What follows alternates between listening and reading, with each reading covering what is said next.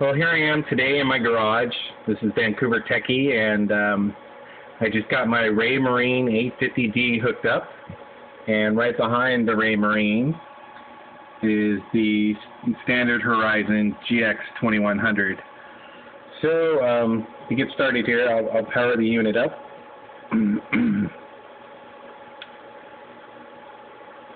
The screen it's a beautiful screen, 640 by 480, really bright.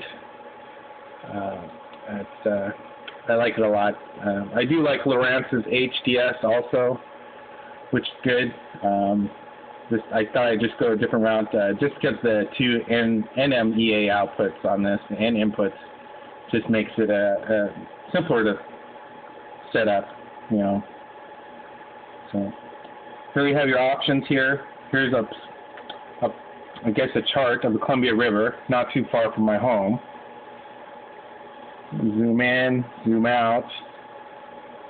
And you can see you have Fisher's Quarry there, and pretty much on the bottom there is Government Island. So what I want to do is wait for the GPS signal here to come up. It might take a minute or two since I'm sitting in the garage. As you can see, I got two satellites, 24 and 32. It might take a minute, and there's no fix on the position. So until it does, then I'll power up the standard Horizon, so I'll instantly get a GPS fix, which speeds up the process. If I was outside, you know, with windows and whatnot, I'm pretty sure the GPS would pick up quite quickly. But right now, you know, since I'm in an enclosed garage, a lot of electronics, my server humming and whatnot, I'm just waiting on that. I'll slowly pan over. You can see my battery gauge and my tach. There is my iPod Touch. And I'm going to slowly scroll down and show you my bus block. There's my bus block of the NMEA connection. One's to the Raymarine, and the other one is to a USB RS-232 cable connection that goes to my computer, which comes over up here, which is my LCD touchscreen, 7-inch LCD touchscreen, which I will power up also. That looks like, come back over. It looks like we're picking up more satellites now. We have 4 satellites, and it's not doing a bad job. Sorry about the video, it's on my cell phone. I should have a better video source, but that's alright. So now, I'm going to power on the standard Horizon. You can see my MMSI put in there, and it's on the standard range. You got 2 radar ranges. Right now the range is 10 nautical miles, and so until that receives signal from the GPS, you won't get a bearing or anything like that, or knots or speed. So we're still waiting on that from there. You know, might help my range for the AIS to at least lift my antenna up a little bit, but for now we're just going to go for that.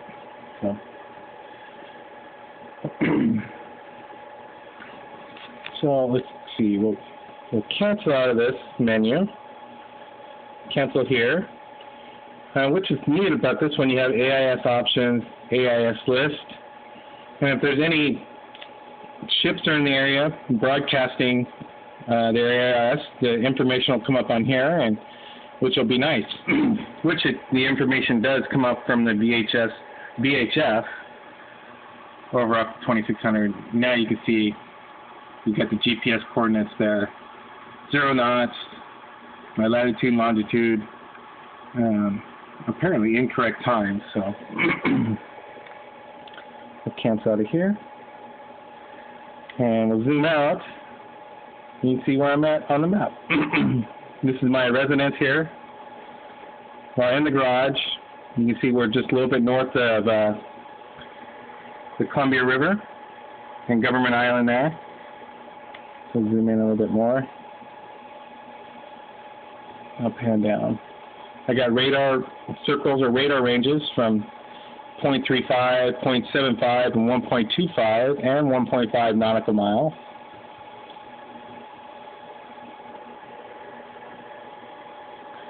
And there you go. So from this point, I'm going to power on my computer.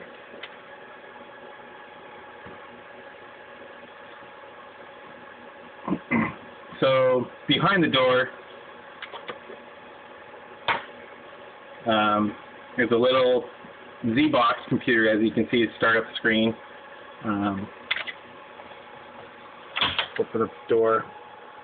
It's kind of messy inside, but you can see the wiring through the back. Zoom back in here, probably not a lot of light, but there's the computer. A little Z-Box, 8-watt computer.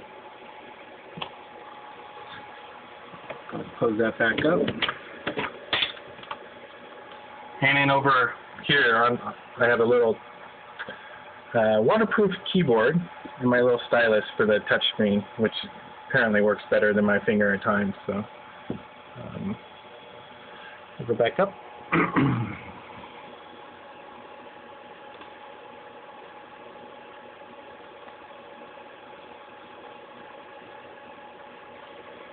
Just waiting a minute for Windows to come up. I'll get better situated. On this setup, I did have the on-screen keyboard come up automatically in case I wanted to do that. Now that I have the physical keyboard that's attached, I don't know if it's really necessary. We can go ahead and minimize that. I have Polar Navy start up automatically along with Polar Com, which is the communication interface with the computer navigational software. And as you can see, it is all touch screen. You can see here, there's Camas, the Sandy Slough, the Sandy mouth of the Sandy River, Port Kaminista there. Let's scroll down. You see the power lines going across. Zoom on down to Government Island. You can use a stylus or your finger, which either way works great. I find it's not bad. And there's the I-205 bridge. And then one of my favorite anchoring spots there, Buoy 18. On the right side of the menu, there's a touch menu. I could do delete, waypoints, miscellaneous, but I want to go to communication and connect to PolarCom, which is my communication device, and then we'll go configure. As you can see here, not the best, but I have Polar View running. I have a serial interface, a default serial, and that's to my GPS puck. And my other interface is a serial interface to AIS, and that goes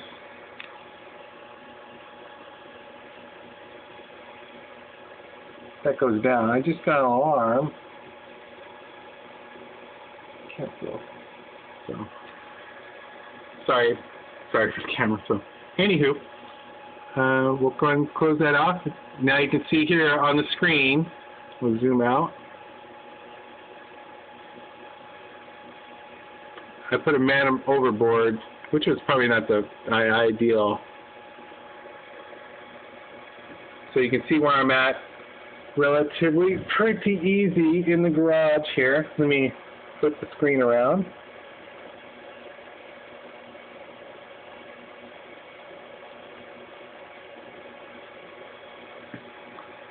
And so you can see, shows me in the garage here, there's Government Island, Columbia River. I'll zoom in a little bit.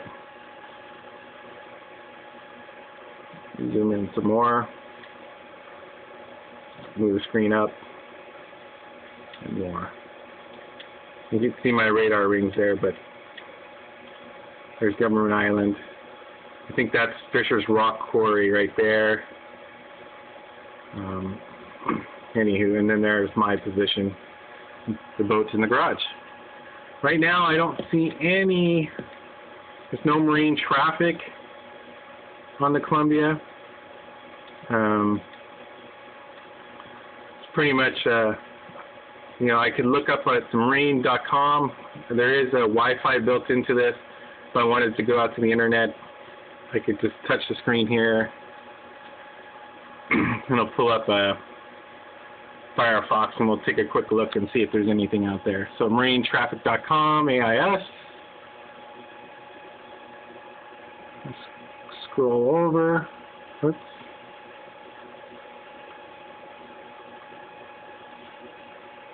We'll go to 250. Wish my camera was a little bit better. Sorry about the resolution. We'll zoom in.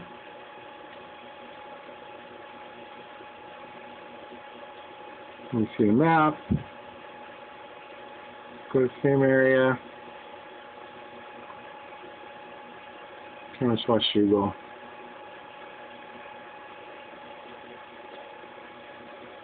Oops. Menu there.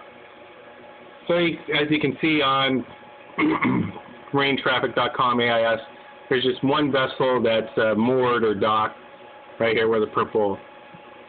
So really nothing out there. So we'll go ahead and close this down.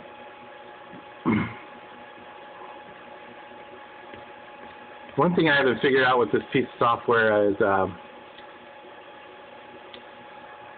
wants to auto navigate north, which is not the ideal scenario. So, oops. But other than that, it works great on a little netbook processor. Swinging around here with my keyboard.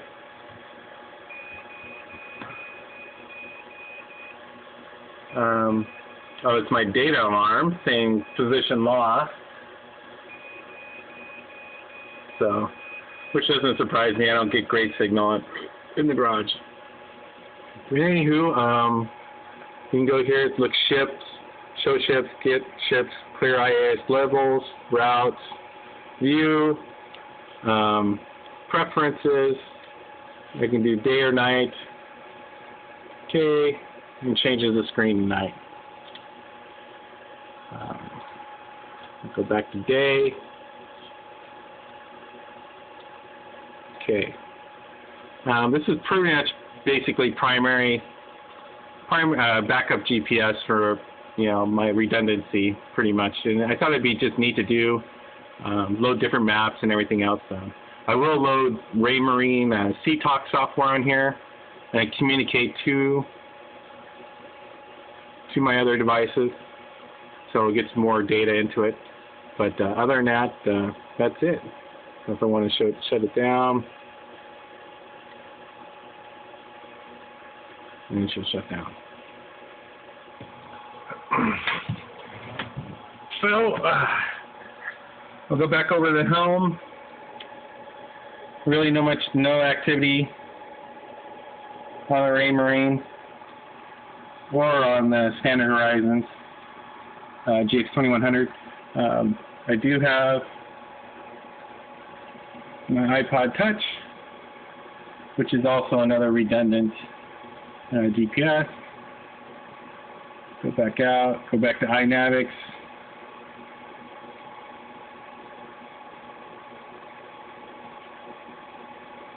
Takes a second. I'll automatically pop the chart. I don't know if it'll get a GPS signal, but let's see here. I'll use my stylus. Yeah, it probably doesn't get a good signal here in the garage. It's not as great as the other two devices. So, but that's it.